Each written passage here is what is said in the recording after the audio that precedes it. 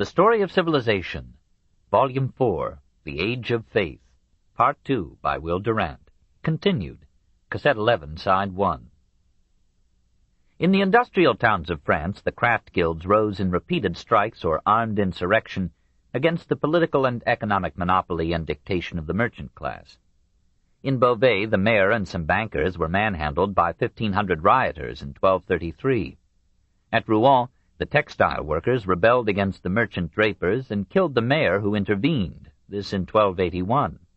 At Paris, King Philip the Fair dissolved the workers' unions on the ground that they were plotting revolution in 1295 and 1307. Nevertheless, the craft guilds won admission to the municipal assemblies and magistracies at Marseille in 1213, Avignon, Arles in 1225, Amiens, Montpellier, Nîmes, etc. Sometimes a member of the clergy would side with the rebels and give them slogans. "All riches," said a 13th-century bishop, "come from theft. Every rich man is a thief or the heir of a thief." Similar revolts disordered the Flanders towns. Despite the penalty of death or banishment for strike leaders, the coppersmiths of Dinan rose in 1255, the weavers of Tournai in 1281, of Ghent in 1274, of Hainaut in 1292. The workers of Ypres, Douai, Ghent, Lille, and Bruges joined in revolt in 1302, defeated a French army at Courtrai, won the admission of their representatives to communal councils and offices, and revoked the oppressive legislation with which the mercantile oligarchy had harassed the crafts. Acquiring power for a time, the weavers sought to fix, even to reduce, the wages of the fullers, who then allied themselves with the merchant rich. In 1191, the merchant guilds won control of London. Soon afterward, they offered King John an annual payment if he would suppress the Weavers' Guild. John complied in 1200. In 1194, one William Fitzaubert, or Longbeard, preached to the poor of London the need of a revolution. Thousands listened to him eagerly. 2 burgesses sought to kill him. He fled into a church, was forced out by smoke, and committed harakiri almost by the Japanese ritual. His followers worshipped him as a martyr and kept as sacred the soil that had received his blood. The popularity of Robin Hood, who robbed great barons and prelates but was kind to the poor, suggests the class feeling in 12th century Britain. The bitterest conflicts took place in Italy. At first the workers joined with the merchant guilds in a series of bloody insurrections against the nobles. By the end of the 13th century this struggle was won.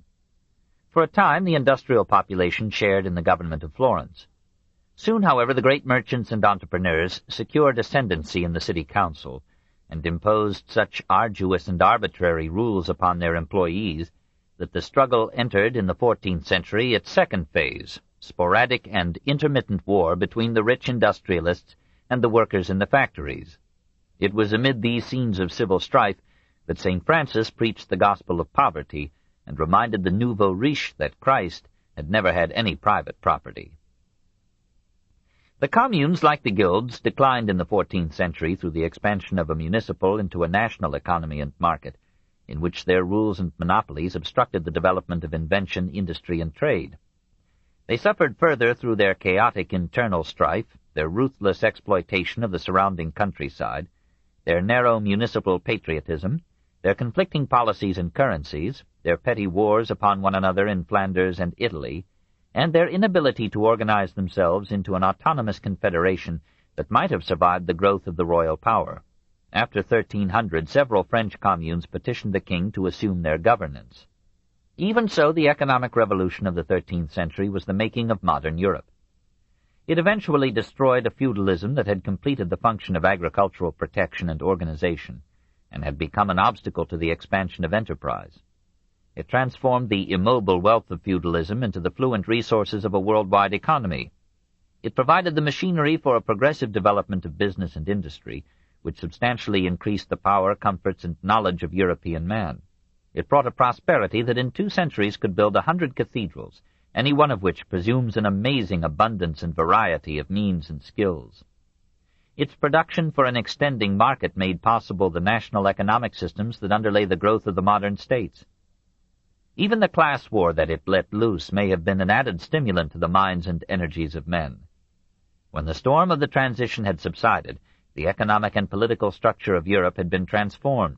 A flowing tide of industry and commerce washed away deep-rooted impediments to human development and carried man onward from the scattered glory of the cathedrals to the universal frenzy of the Renaissance. Chapter 25. The Recovery of Europe, 1095 to 1300. 1. Byzantium. Alexius I Comnenus, after guiding the Eastern Empire successfully through Turkish and Norman wars and the First Crusade, ended his long reign, from 1081 to 1118, amid a characteristically Byzantine intrigue. His eldest daughter, Anna Comnena, was a paragon of learning, a compendium of philosophy, a poet of parts, a politician of subtlety, an historian of accomplished mendacity. Betrothed to the son of the Emperor Michael VII, she felt herself marked for empire by her birth, her beauty, and her brains, and she could never forgive her brother John for being born and succeeding to the throne. She conspired to assassinate him, was detected and forgiven, retired to a convent, and chronicled her father's career in a prose Alexiad. John Comnenus, from 1118 to 1143, astonished Europe by a reign of private virtue, administrative competence, and victorious campaigns against pagan, Moslem, and Christian foes. For a time it seemed that he would restore the empire to its former scope and glory, but a scratch from a poisoned arrow in his own quiver ended his life and his dream. His son, Manuel I, from 1143 to 1180, was an incarnate Mars, dedicated to war and delighting in it, ever in the van of his troops, welcoming single combat, and winning every battle but the last. Stoic in the field, he was an Epicurean in his palace, luxurious in food and dress, and happy in the incestuous love of his niece. Under his indulgent patronage, literature and scholarship flourished again. The ladies of the court encouraged authors, and themselves condescended to write poetry. And Zonorus now compiled his immense epitome of history. Manuel built for himself a new palace, the Blachernae, on the seashore at the end of the Golden Horn. Odom of Douai thought it the fairest building in the world. Its pillars and walls were half covered with gold and encrusted with jewels that shone even in the obscurity of the night. Constantinople in the 12th century rehearsed the Italian Renaissance. This splendor of the capital, and the many wars that the aging empire waged to ward off death, required heavy taxation, which the enjoyers of luxuries passed on to the producers of necessaries. The peasants grew poorer and surrendered to serfdom. The manual workers of the cities lived in noisome slums, whose dark filth harbored uncounted crimes. Vague semi-communistic movements of revolt agitated the proletarian flux, but have been forgotten in the careless repetitiousness of time. Meanwhile, the capture of Palestine by the Crusaders had opened Syrian ports to Latin commerce, and Constantinople lost to the rising cities of Italy a third of its maritime trade. Christian and Moslem alike aspired to capture this treasury of a millennium's wealth. A good Moslem visiting the city in Manuel's heyday prayed, "May God in his generosity and grace deign to make Constantinople the capital of Islam." And Venice, daughter of Byzantium, invited the chivalry of Europe to join her in raping the Queen of the Bosporus. The Latin kingdom of Constantinople, established by the Fourth Crusade, endured but 57 years, from 1204 to 1261. Rootless in the race, faith, or customs of the people, hated by a Greek church forcibly subjected to Rome, weakened by its division into feudal principalities, each aping sovereignty, lacking the experience required to organize and regulate an industrial and commercial economy, attacked by Byzantine armies without and conspiracies within, and unable to draw from a hostile population the revenues needed for military defense, the new kingdom stood only as long as Byzantine revenge lacked unity and arms. The conquerors fared best in Greece. Frank, Venetian, and other Italian nobles hastened to carve the historic land into feudal baronies, built picturesque castles on dominating sites, and ruled with dash and competence a supine and industrious population. Prelates of the Latin Church replaced the exiled bishops of the Orthodox faith, and monks from the West crowned the ancient hills with monasteries that were monuments and treasuries of medieval art. A proud Frank took the title Duke of Athens, which Shakespeare, by a venial error of 2,000 years, would unbaconianly apply to Theseus. But the same martial spirit that had reared these little kingdoms destroyed them with fraternal strife. Rival factions fought suicidal wars in the hills of the Morea and on the plains of Boeotia. And when the Grand Catalan Company of military adventurers from Catalonia invaded Greece in 1311, the flower of Frank chivalry there was slaughtered in battle near the Cephisus River, and helpless Hellas became the plaything of Spanish buccaneers. 2 years after the fall of Constantinople, Theodore Lascaris, son-in-law of Alexius III, set up a Byzantine government in exile at Nicaea. All Anatolia, with the rich cities of Prusa, Philadelphia, Smyrna, and Ephesus, welcomed his rule, and his just and able administration brought new prosperity to these regions, new life to Greek letters, and new hope to Greek patriots. Farther east at Trebizond, Alexius Comnenus, son of Manuel, established another Byzantine kingdom, and a third took form in Epirus under Michaelangelus. Lascaris' son-in-law and successor, John Vatatzes, from 1222 to 1254, added part of Epirus to the Nicaean kingdom, recaptured Salonika from the Franks in 1246, and might have regained Constantinople itself had he not been called back to Asia Minor by learning that Pope Innocent IV had invited the advancing Mongols to attack him from the east in 1248. The Mongols rejected the papal plan on the ironical pretense that they were loath to encourage the mutual hatred of Christians. John's long reign was one of the most creditable in history. Despite expensive campaigns to restore Byzantine unity, he lowered taxes, encouraged agriculture, built schools, libraries, churches, monasteries, hospitals, and homes for the old and poor. Literature and art prospered under him, and Nicaea became one of the richest, fairest cities of the 13th century. His son Theodore Lascaris II, from 1254 to 1258, was an ailing scholar, learned and bemused. He died after a brief reign, and Michael Palaeologus, leader of the discontented aristocracy, usurped the throne from 1259 to 1282. If we may believe the historians, Michael had every fault: selfish, hypocritical, an inborn liar, vain, cruel, and rapacious. But he was a subtle strategist and a triumphant diplomat. By one battle he made his power in Epirus secure. By an alliance with Genoa, he won ardent aid against the Venetians and the Franks in Constantinople. He instructed his general, Strategopulus, to feign an attack upon the capital from the west. Strategopulus reached the city with only 1,000 men. Finding it weakly guarded, he entered and took it without a blow. King Baldwin II fled with his retinue, and the Latin clergy of the city came after him in righteous panic. Michael, hardly believing the news, crossed the Bosporus and was crowned emperor in 1261. The Byzantine Empire, which the world had thought dead, awoke to a post-mortem life. The Greek Church resumed its independence, and the Byzantine state, corrupt and competent, stood for 2 centuries more as a treasury and vehicle of ancient letters, and a frail but precious bulwark against Islam. 2. The Armenians, 1060 to 1300. About 1080, many Armenian families, resenting Seljuk domination, left their country, crossed the Taurus Mountains, and established the kingdom of Lesser Armenia in Cilicia. While Turks, Kurds, and Mongols ruled Armenia proper, the new state maintained its independence for 3 centuries. In a reign of 34 years, from 1185 to 1219, Leo II repelled the attacks of the sultans of Aleppo and Damascus, took Isauria, built his capital at Sis, now in Turkey, made alliances with the Crusaders, adopted European laws, encouraged industry and commerce, gave privileges to Venetian and Genoese merchants, founded orphanages, hospitals, and schools, raised his people to unparalleled prosperity, earned the name of Magnificent, and was altogether one of the wisest and most beneficent monarchs in medieval history.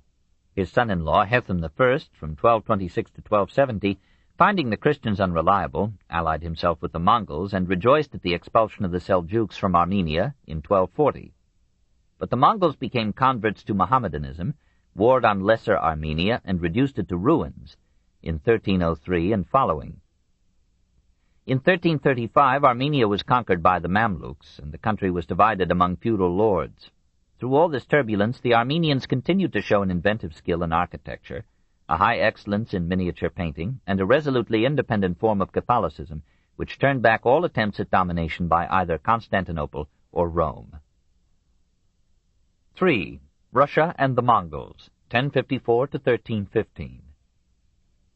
In the 11th century, southern Russia was held by semi-barbarous tribes: Cumans, Bulgars, Khazars, Polotsi, Patsanaks. The remainder of European Russia was divided into 64 principalities, chiefly Kiev, Volhynia, Novgorod, Suzdalya, Smolensk, Ryazan, Chernigov, and Pereyaslavl. Most of the principalities acknowledged the suzerainty of Kiev. When Yaroslav, Grand Prince of Kiev, died in 1054, he distributed the principalities, according to their importance, among his sons, in order of their seniority. The eldest received Kiev. and by a unique rota system, it was arranged that at any princely death, each princely survivor should move up from a lesser to a greater province. In the 13th century, several principalities were further split into appanages, regions assigned by the princes to their sons. In the course of time, these appanages became hereditary and formed the basis of that modified feudalism which would later share with the Mongol invasion the blame for keeping Russia medieval, while Western Europe advanced. In this period, however, the Russian towns had a busy handicraft industry and a richer trade than they would have in many later centuries. The power of each prince, though usually inherited, was limited by a popular Vyetcha, or assembly, and by a senate of nobles, or Boyorskaya Duma. Administration and law were mostly left to the clergy. These, with a few nobles, merchants, and moneylenders, almost monopolized literacy. With Byzantine texts or models before them, they gave Russia letters and laws, religion and art. Through their labors, the Russkaya Pravda, Russian right or law, first formulated under Yaroslav, received emendation and definitive codification circa 1160. The Russian Church was given full jurisdiction over religion and the clergy, marriage, morals, and wills, and she had unchecked authority over the slaves and other personnel on her extensive properties. Her efforts moderately raised the legal status of the slave in Russia, but the traffic in slaves continued and reached its height in the 12th century. That same century saw the decline and fall of the Kievan realm. The feudal anarchy of the West had its rival in the tribal and princely anarchy of the East. Between 1054 and 1224, there were 83 civil wars in Russia, 46 invasions of Russia, 16 wars by Russian states upon non-Russian peoples, and 293 princes disputing the throne of 64 principalities. In 1113, the impoverishment of the Kievan population by war, high interest charges, exploitation, and unemployment aroused revolutionary rioting. The infuriated populace attacked and plundered the homes of the employers and moneylenders, and occupied the offices of the government for a moment's mastery. The municipal assembly invited Prince Monomakh of Pereyaslavl to become Grand Prince of Kiev. He came reluctantly and played a role like Solon's in the Athens of 594 B.C. He lowered the rate of interest on loans, restricted the self-sale of bankrupt debtors into slavery, limited the authority of employers over employees, and by these and other measures, denounced as confiscatory by the rich and as inadequate by the poor, averted revolution and reorganized peace. He labored to end the feuds and wars of the princes and to give Russia political unity, but the task was too great for his 12 years of rule. After his death, the strife of princes and classes was resumed. Meanwhile, the continued possession of the lower Dniester, Dnieper, and Don by alien tribes, and the growth of Italian commerce at Constantinople, in the Black Sea, and in the ports of Syria, diverted to Mediterranean channels much of the trade that formerly had passed from Islam and Byzantium up the rivers of Russia to the Baltic states. The wealth of Kiev declined, and its martial means or spirit failed. As early as 1096, its barbarian neighbors began to raid its hinterland and suburbs, plundering monasteries and selling captured peasants as slaves. Population ebbed from Kiev as a danger spot, and manpower further fell. In 1169, the army of Andrei Bogolyubsky attacked Kiev so thoroughly and enslaved so many thousands of its inhabitants that for 3 centuries the mother of Russian cities almost dropped out of history. The seizure of Constantinople and its trade by Venetians and Franks in 1204, and the Mongol invasions of 1229 to 1240, completed the ruin of Kiev. In the second half of the 12th century, the leadership of Russia passed from the Little Russians of the Ukraine to the rougher, hardier Great Russians of the region around Moscow and along the upper Volga. Founded in 1156, Moscow was in this age a small village serving Suzdalya, which ran northeast from Moscow, as a frontier post on the route from the cities of Vladimir and Suzdal to Kiev. Andrei Bogolyubsky, 1157 to 1174, fought to make his principality of Suzdalya supreme over all Russia, but he died by the hand of an assassin while campaigning to bring Novgorod, like Kiev, under his sway. The city of Novgorod was situated in northwest Russia, on both sides of the Volkhov, near the exit of that river from Lake Ilmen. As the Volkhov emptied into Lake Ladoga in the north, and other rivers left Lake Ilmen to the south and west, and the Baltic, via Lake Ladoga, was neither too close for safety nor too far for trade, Novgorod developed a vigorous internal and foreign commerce and became the eastern pivot of the Hanseatic League. It traded through the Dnieper with Kiev and Byzantium, and through the Volga with Islam. It almost monopolized the traffic in Russian furs, for its control reached from Pskov in the west to the Arctic on the north, and almost to the Urals on the east. After 1196, the vigorous merchant aristocrats of Novgorod dominated the assembly that ruled the principality through its elected prince. The city-state was a free republic and called itself My Lord Novgorod the Great. If a prince proved unsatisfactory, the burgesses would make a reverence and show him the way to leave town. If he resisted, they clapped him into jail. When Sviatopolk, the great prince of Kiev, wished to force his son upon them as prince in 1015, the Novgorodians said, "Send him here if he has a spare head." But the republic was not a democracy. The workers and small traders had no voice in the government and could influence policy only by repeated revolts. Novgorod reached its zenith under Prince Alexander Nevsky from 1238 to 1263. Pope Gregory IX, anxious to win Russia from Greek to Latin Christianity, preached a crusade against Novgorod. A Swedish army appeared on the Neva. Alexander defeated it near the present Leningrad in 1240 and won his surname from the river. His victory made him too great for a republic and won him exile, but when the Germans took up the crusade, captured Pskov, and advanced to within 17 miles of Novgorod, the frightened assembly begged Alexander to return. He came, recaptured Pskov, and defeated the Livonian knights on the ice of Lake Peipus in 1242. In his last years he had the humiliation of leading his people under the Mongol yoke.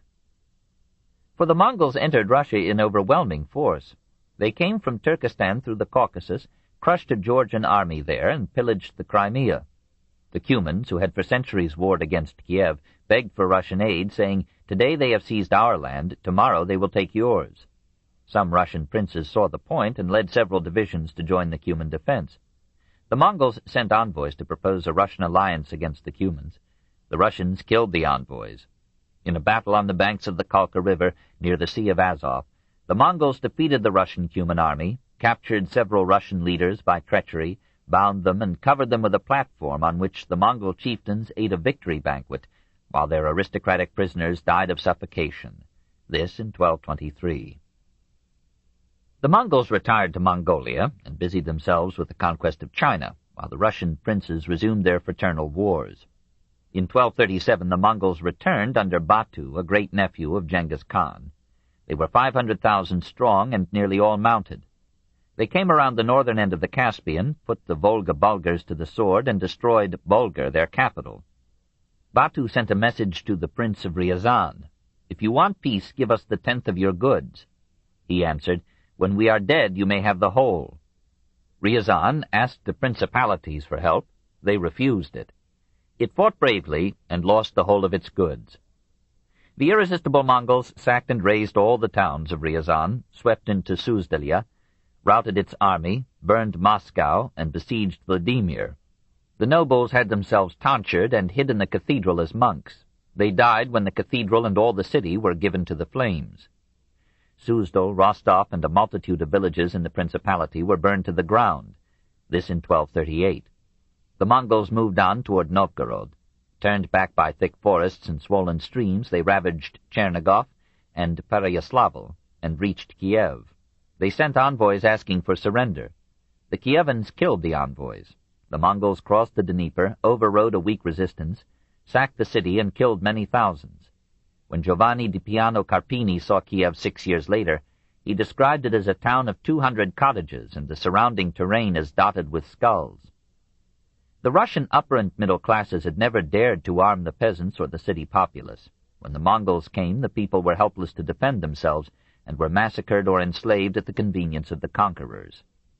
The Mongols advanced into Central Europe, won and lost battles, returned through Russia ravaging, and on a branch of the Volga built a city, Sarai, as the capital of an independent community known as the Golden Horde. Thence Batu and his successors kept most of Russia under domination for 240 years. The Russian princes were allowed to hold their lands, but on condition of annual tribute, and an occasional visit of homage over great distances, to the Khan of the Horde, or even to the Great Khan in Mongolian Karakorum. The tribute was collected by the princes as a head tax that fell with cruel equality upon rich and poor, and those who could not pay were sold as slaves. The princes resigned themselves to Mongol mastery, for it protected them from social revolt. They joined the Mongols in attacking other peoples, even Russian principalities. Many Russians married Mongols, and certain features of Mongolian physiognomy and character may have entered the Russian stock. Some Russians adopted Mongol ways of speech and dress. Made a dependency of an Asiatic power, Russia was largely severed from European civilization. The absolutism of the Khan united with that of the Byzantine emperors to beget the autocrat of all the Russias in later Muscovy. Recognizing that they could not keep Russia quiet by force alone, the Mongol chieftains made peace with the Russian Church, protected her possessions and personnel, exempted them from taxation, and punished sacrilege with death. Grateful or compelled, the Church recommended Russian submission to the Mongol masters and publicly prayed for their safety. To find security amid alarms, thousands of Russians became monks.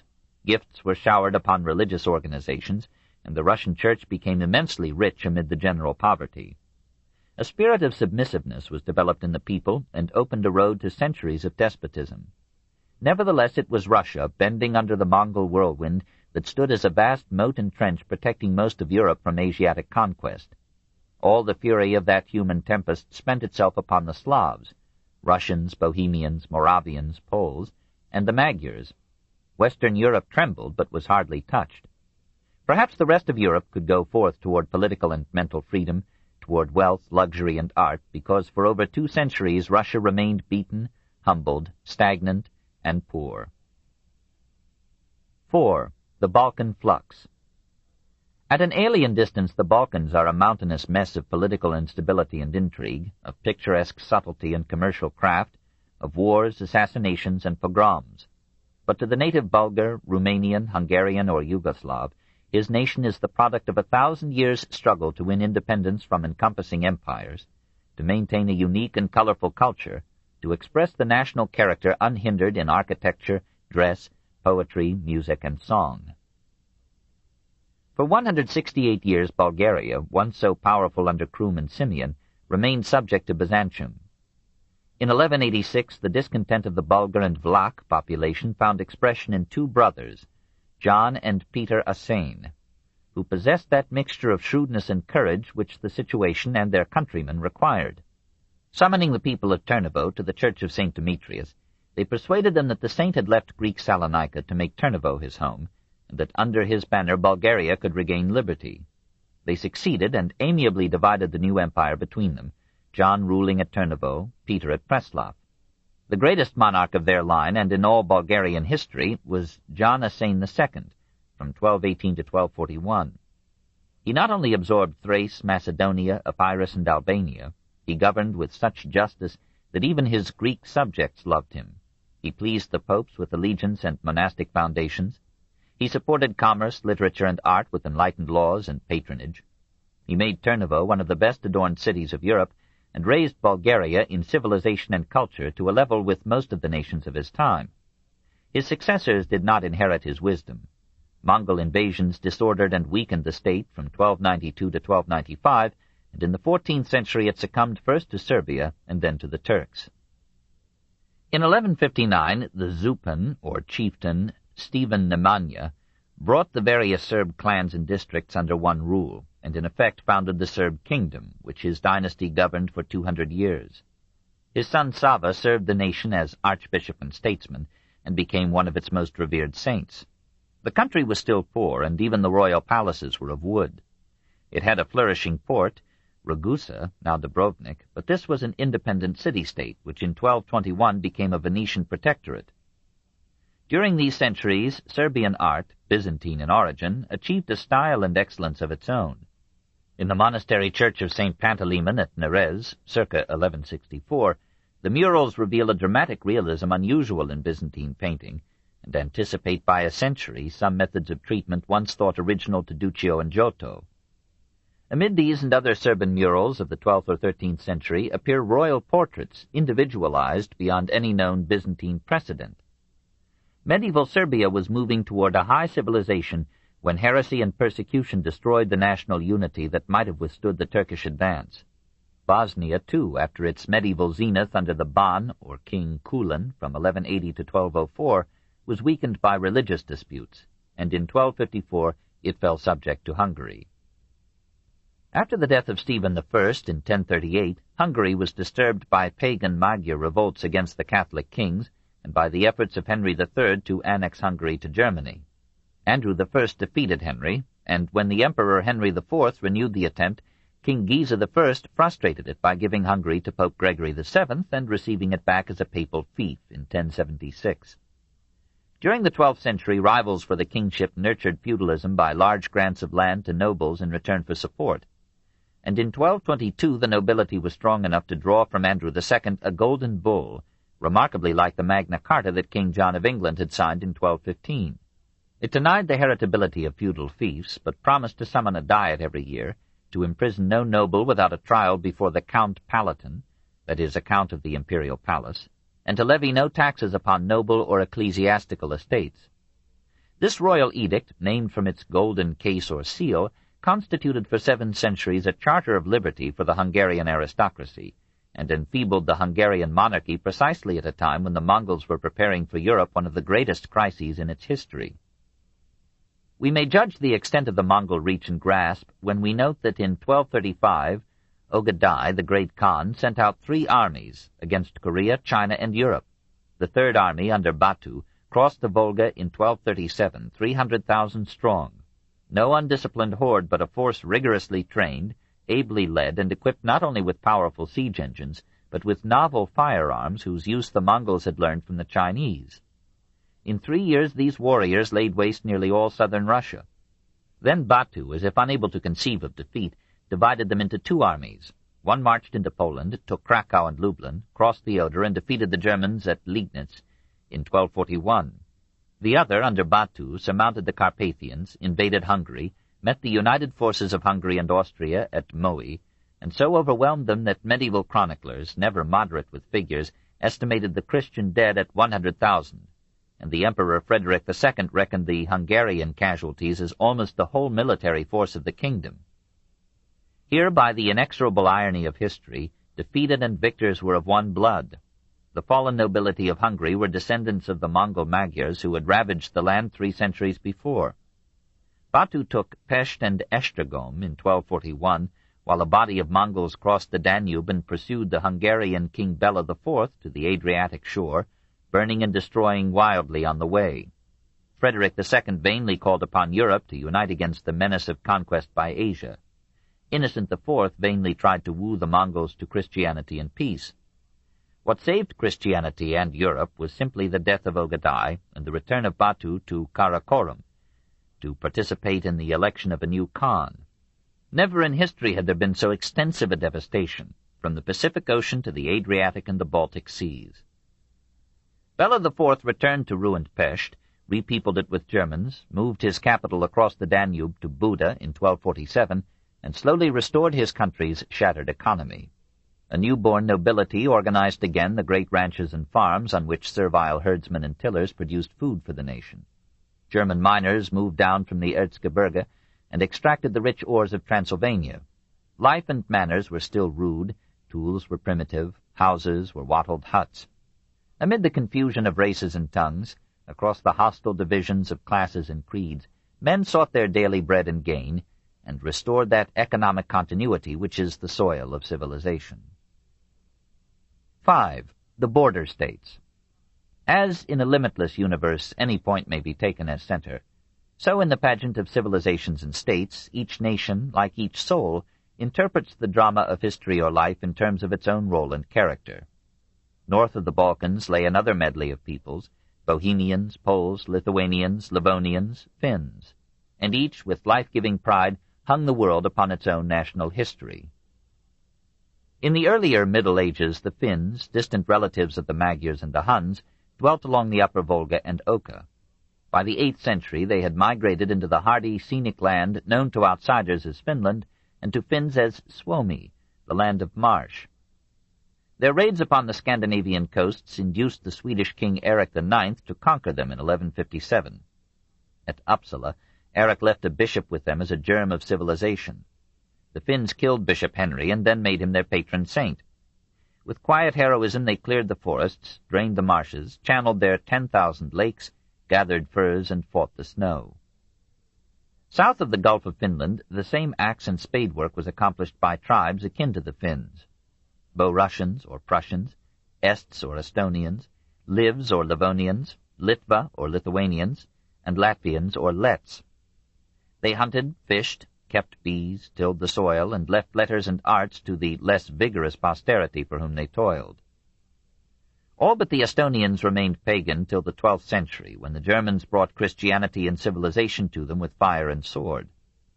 Finding that Christianity was being used by the Germans as a means of infiltration and domination, the Livonians killed the missionaries, plunged into the Dvina to wash off the stain of baptism, and returned to their native gods.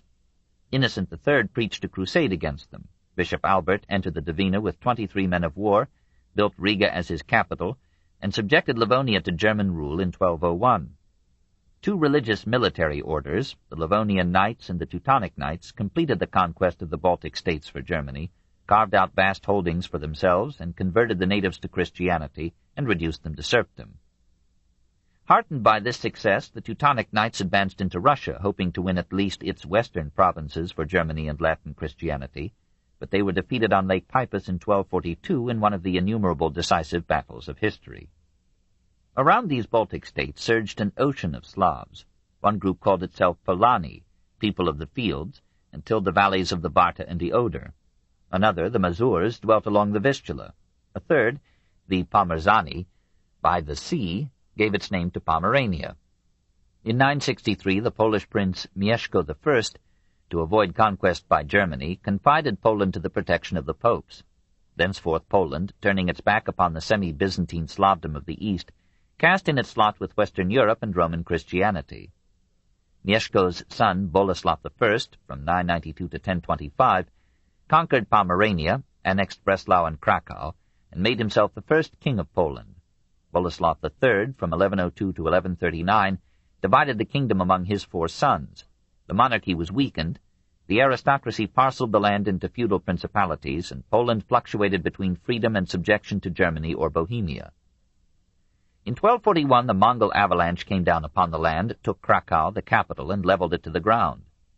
As the Asiatic flood receded, a wave of German immigration swept into western Poland, leaving there a strong admixture of German language, laws, and blood. At the same time, in 1246, Boleslav V welcomed Jews fleeing from pogroms in Germany and encouraged them to develop commerce and finance. In 1310, King Wenceslas II of Bohemia was elected King of Poland and united the two nations under one crown. Bohemia and Moravia had been settled by Slavs in the 5th and 6th centuries. In 623, a Slavic chieftain, Samo, freed Bohemia from the Avars and established a monarchy that died with him in 658. Charlemagne invaded the land in 805, and for an unknown period Bohemia and Moravia were parts of the Carolingian Empire. In 894, the Przemysl family brought both lands under their enduring dynasty, but the Magyars ruled Moravia for half a century, from 907 to 957, and in 928 Henry I made Bohemia subject to Germany. Duke Wenceslas I, from 928 to 935, brought prosperity to Bohemia despite this intermittent dependency. He had been given a thoroughly Christian upbringing by his mother, St. Ludmilla, and he did not cease to be a Christian when he became a ruler. He fed and clothed the poor, protected orphans and widows, gave hospitality to strangers, and bought freedom for slaves. His brother tried to assassinate him as lacking the vices desirable in a king. Wenceslas struck him down with his own hand and forgave him. But other members of the conspiracy murdered the king on his way to Mass on September 25, 935. The day is annually celebrated as the Feast of Wenceslas, Bohemia's tutelary saint. Warlike dukes succeeded him. From their strategic castle and capital at Prague, Boleslav I, from 939 to 967, and the second, from 967 to 999, and Bratislav I, from 1037 to 1055, conquered Moravia, Silesia, and Poland. But Henry III forced Bratislav to evacuate Poland and resume the payment of tribute to Germany. Ottokar I, from 1197 to 1230, freed Bohemia and became its first king. Ottokar II, from 1253 to 1278, subjected Austria, Styria, and Carinthia. Eager to develop industry and a middle class as counterweights to a rebellious nobility, Ottokar II encouraged German immigration, until nearly all the towns of Bohemia and Moravia were predominantly German. The silver mines of Kutna-Hora became the ground of Bohemia's prosperity, and the goal of her many invaders. In 1274, Germany declared war against Ottokar. His nobles refused to support him. He surrendered his conquests and kept his throne only as a German fief. But when the Emperor Rudolf of Habsburg interfered in the internal affairs of Bohemia, Ottokar raised a new army and fought the Germans at Dünkrut. Again deserted by the nobles, he plunged into the thickest ranks of the enemy and died in desperate combat. Wenceslas II, from 1278 to 1305, won peace by renewed vassalage and laboriously restored order and prosperity. With his death, the Przemyslid dynasty came to an end after a rule of 500 years. The Bohemians, the Moravians, and the Poles were the only survivors of the Slav migration that had once filled eastern Germany to the Elbe, and they were now subject to the German power. 6. Germany. The victor in the historic contest over lay investiture was the aristocracy of Germany, the dukes, lords, bishops, and abbots who, after the defeat of Henry IV, controlled a weakened monarchy and developed a centrifugal feudalism that in the 13th century deposed Germany from the leadership of Europe. Henry V, from 1106 to 1125, having overthrown his father, continued his father's struggle against barons and popes. When Paschal II refused to crown him emperor except on surrender of the right to lay investiture, he imprisoned pope and cardinals. When he died, the nobility overthrew the principle of hereditary monarchy, ended the Franconian dynasty, and made Lothair III Saxon king. 13 years later, Conrad III of Swabia began the Hohenstaufen dynasty, the most powerful line of kings in German history. Duke Henry of Bavaria rejected the elector's choice and was supported by his uncle Welf or Guelph. Now flared up that strife between Guelph and Ghibelline, which was to have so many forms and issues in the 12th and 13th centuries.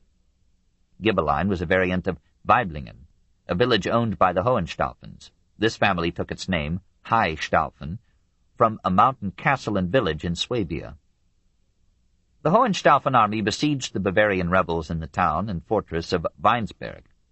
There, says an old tradition, the rival cries High Welf and High Weibling established the names of the warring groups. And there, says a pretty legend, when the victorious Swabians accepted the surrender of the town on the understanding that the women alone were to be spared, and were to be allowed to depart with whatever they could carry, the sturdy housewives marched forth with their husbands on their backs. A truce was called in 1142 when Conrad went on crusade, but Conrad failed and returned in disgrace. The house of Hohenstaufen seemed stamped with disgrace when its first outstanding figure reached the throne. Friedrich, Lord of Peace, or Frederick I, 1152 to 1190, was 30 when chosen king. This book is continued at this point on the other side of this cassette. Please reverse or turn the cassette over now.